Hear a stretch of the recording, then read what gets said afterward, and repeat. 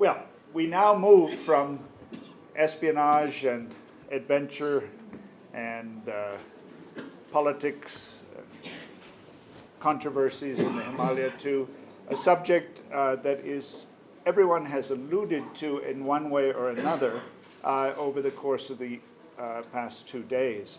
It's the conservation aspects of the Himalaya.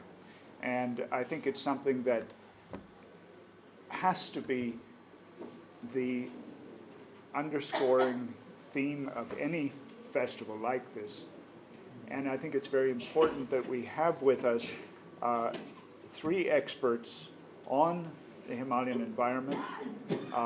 We are partnering, as I mentioned before, with the WWF, the Worldwide Fund for Nature, India. And we're very fortunate to have 2 field biologists from WWF who work in the Himalaya with us. Our first presenter will be Pankaj Chandan.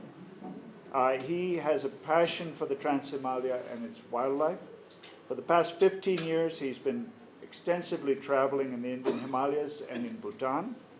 He has traveled and worked in difficult terrains, Ladakh, in the Pir Panjal range of Jammu and Kashmir, in Himachal Pradesh, in Uttrakhand, Sikkim, and in Arunachal Pradesh. He currently is the head of WWF India's conservation project on Himalayan High Altitude wetlands here in this region. So let's welcome Pankaj Chandan, please. Just advance like that. There's no pointer. I'm going to turn this off.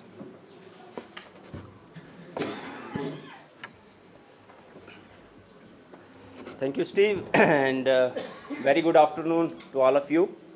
My story is basically about my job, which I do as WWF, and my passion for these mountains. And this morning only when Rajat was mentioning that going to Leh and then asking the army that at which height to start, and then for mountaineering you have to acclimatize basically at every height.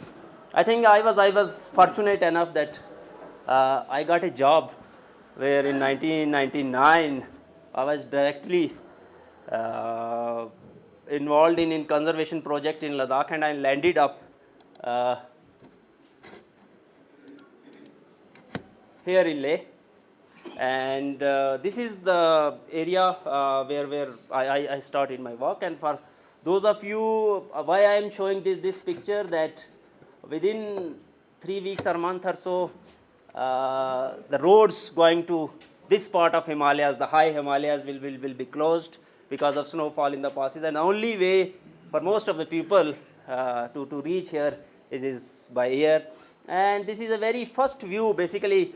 As part of this presentation, I'll take you to a journey through Himalayas. And I have been following a couple of wildlife species in India, Bhutan, and a few areas in China as well. So I'll be showing you those.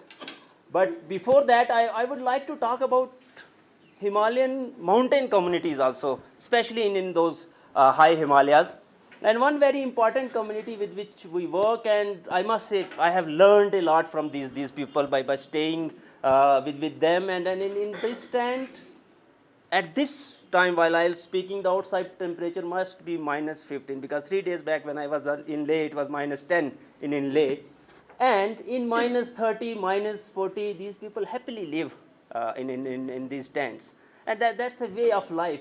And then again, trying to understand why these communities move, because they are nomads. And this is also the community which produces the pashmina, the cashmere, which is world famous. It is this community, and their lives revolve around the high Himalayan water bodies, wetlands, and then they keep on moving from one place to another in search of pastures.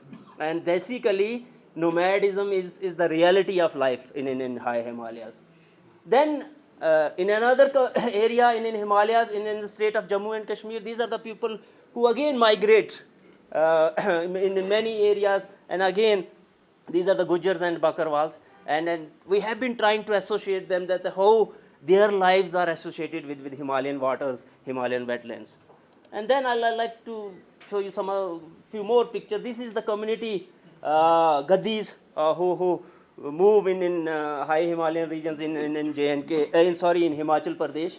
This is a group which lives around Chandratal during summer months.